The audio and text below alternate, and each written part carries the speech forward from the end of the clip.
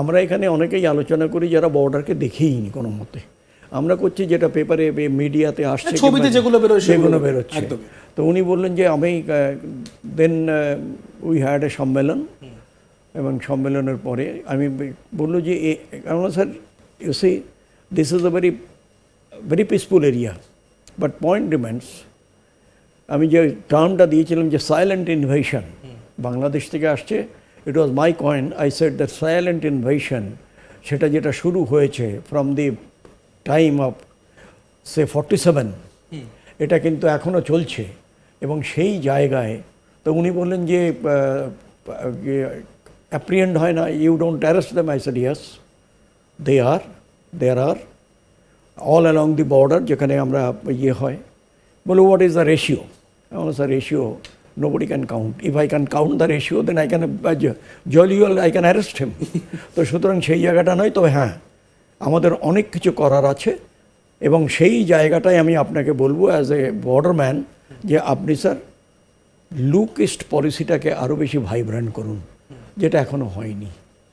সেই জায়গাটায়, এই জায়গাটা বলছি যে সেই সময়, এখন এইটা আমি কেন ওনাকে ইয়ে করলাম, হি ওয়াজ ভেরি পাওয়ারফুল ম্যান। তখন রাজীব গান্ধী ছিলেন বোধহয়, রাজীব গান্ধীর সঙ্গে হি ওয়াজ ভেরি পাওয়ারফুল। তো আমি তারপরে আমার সঙ্গে দেখা হলো ওনার, পাঞ্জাবে যখন খালিস্তানি মুভমেন্টটা খুব বেশি চলছে। আরে মিত্রা, তো you are here? I said you told me that you praised me, so I am here in the thicker area. No, sir, absolutely fine. कहीं ना कहीं किसी को तो करना पड़ेगा. So you see, you have to be, it is a composite and combined effort. যেমন কেন্দ্র যদি আমাদের সঙ্গে সবসময় সমন্বয় করে চলে, কোনো পাওয়ার নেই যে আমাদের কাছে আমাদের ইয়ে করতে পারে, মানে আমি যেটা বলবো যে অবজ্ঞা করতে পারে।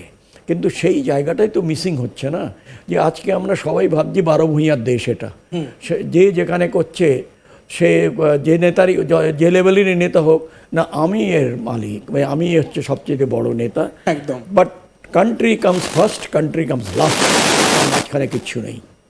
কিন্তু স্যার এই জায়গায় দাঁড়িয়ে যে প্রশ্নটা আপনার কাছে থাকবে, যে বিজেপি বা বাংলাদেশের যে সীমান্তরক্ষী বাহিনী, তাদের নেচার কি বরাবরই একই রকমের ছিল? মানে তারা এরকমভাবে গ্রামবাসীদের ঢাল করে বা পাচারকারীদের ঢুকিয়ে এইভাবে তিনি করেন? না, এটা কোনোদিন বোধহয়, মানে আমি যতদূর জানি এটা ঢাল মানে ইয়ে করে ওদের সামনে রেখে আমার ইয়েতে কোনোদিন আসেন।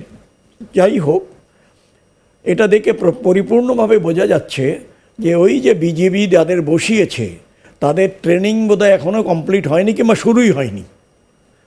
কারণটা হচ্ছে যে ওরা কিছু ট্রেঞ্চ বানাবার চেষ্টা করেছে। কেন ট্রেঞ্চটা বানানোর? এবং আমি দেখলাম যে কোদাল আর বেলচা নিয়ে ওরা মাটিটাও সরাচ্ছে আর কি।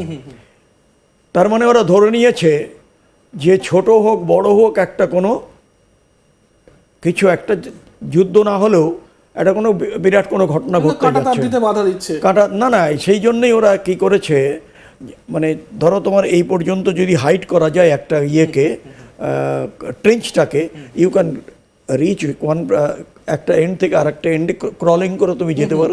এনসিসি যেটা সব শেখায় এখানে, সেটা not only for your this, it is a tactical move. কারণ যদি সে ওপরে মাথা দেয়, তখন আমাদের দিক থেকে যখন এই যদি পরিস্থিতি হয় সামাল তখন দিতে পারবে না, সেটা দেখাচ্ছে। আর তৃতীয়ত যেটা আমার মনে হচ্ছে আজকের দিনে, যে ওদের আদৌ এই আমাদের ইউনূস সরকার মাইনে করি দিতে পারবে কি না। না, I am serious about it.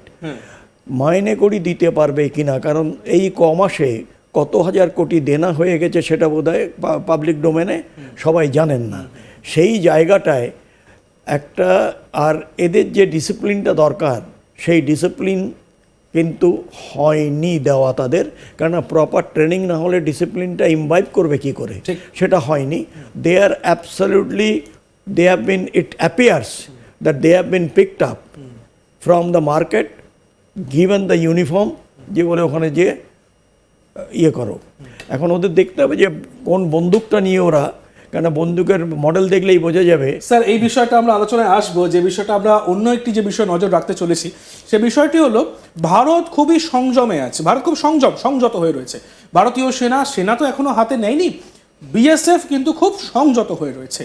সীমান্তে বিজেপি যে হরকতগুলো করছে, যে ব্যবহারগুলো করছে, যেভাবে ঢাল করে ওই চোরাচালানকারীদের সঙ্গে হয়তো মাইনে পাবে না তাই জন্য ডিল করে মানে ভারতকে অশান্ত করার চেষ্টা করছে, ভারতের মধ্যে অনুপ্রবেশ করানোর চেষ্টা করছে এবং ভারতকে আঘাত করার চেষ্টা করছে। বিএসএফ যদি মনে করে একটা ফু দিলে সীমান্ত থেকে বিজেপি সাফ হয়ে যাবে, কারণ বিএসএফ সংযত। আমরা চাই না এরকম কিছু হোক, কিন্তু অবশ্যই ভারতের সার্বভৌমত্বের সঙ্গে আমরা কেউ আপোষ করব না। যে বিষয়টা আমরা আসছিলাম, বিএসএফ এর যা ক্ষমতা, সেই ক্ষমতা যদি বিএসএফ একবার দেখায়, বিজেপি তো একেবারে মানে ধরাশায়ী হয়ে যাবে, ফু হয়ে সাফ হয়ে যাবে। স্যার না, ওদের মধ্যেও আছে ভালো অফিসার আছেন, যেটি যতদূর আমি মানে যতদিন ছিলাম, গুড অফিসার্স আর দেয়ার। এখন তারা আদৌ আছে কিনা প্রথম কথা। দ্বিতীয়ত হচ্ছে যেভাবে পোলারাইজেশন হয়েছে ওখানে, জামাত অ্যান্ড আদার্স, তার যে পরবর্তী পদক্ষেপ কী হবে আমি জানি না।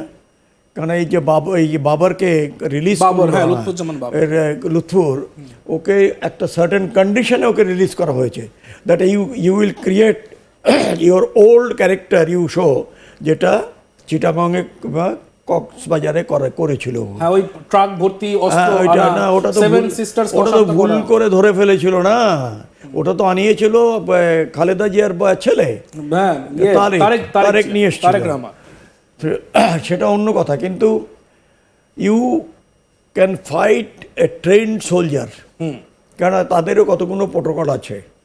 But after having been inside the 71 war, I find that they are the most unprofessional. They have no morale whatsoever. যে পাকিস্তানি সৈন্যদের, they have assaulted, physically abused সেই সময় বাংলাদেশি মহিলাদের এবং তাদের পরিবারকে। ইন্টেলেকচুয়াল যারা আজকে ক্ষমতার লোভ দেখছে, সেই জামাত, তারা বাড়ি বাড়ি নিয়ে যেত, একদম তুলে নিয়ে বাড়ি নিয়ে বাড়ি নিয়ে যেয়ে সেখান থেকে তুলে আনতো। আর সে যারা ছিলেন ইন্টেলেকচুয়াল অ্যাকাডেমিশিয়ান, কোনো ফিল্ডে তিনি অত্যন্ত দক্ষ, তাদের মানে টার্গেটেড কিলিং হয়েছে, টার্গেটেড কিলিং হয়েছে। আজকে তাদের হয়ে মানে আমি কালকেই না পরশুদিন একটা আলোচনায় ছিলাম, সেখানে বাংলাদেশও ছিলেন, বাংলাদেশের, আপনাদের তো লজ্জা হওয়া উচিত। আপনারা নিজেদের জায়গাটা ছেড়ে দিয়ে এখন যারা আপনার ওখানে জামান কেন রয়েছেন, জেনারেল ওয়াকারুজ্জামান, ওনার তো এই ইয়েটা, এই বোধটা তো থাকার কথা যে ওনার সম্মানের উপর আঘাত হচ্ছে। কারণটা হচ্ছে বাংলাদেশের চিফ অফ আর্মি স্টাফ এসে বলছে যে আমরা এখন ট্রেনিং দেবো আমাদের এই ছোটো ভাইদের। এই যে হোয়াট ননসেন্স! তাহলে এতদিন ধরে আপনারা কী করেছেন? ট্রেনিংয়ে কোনো রকম ট্রেনিং দেননি। It's assault on your very name and your status.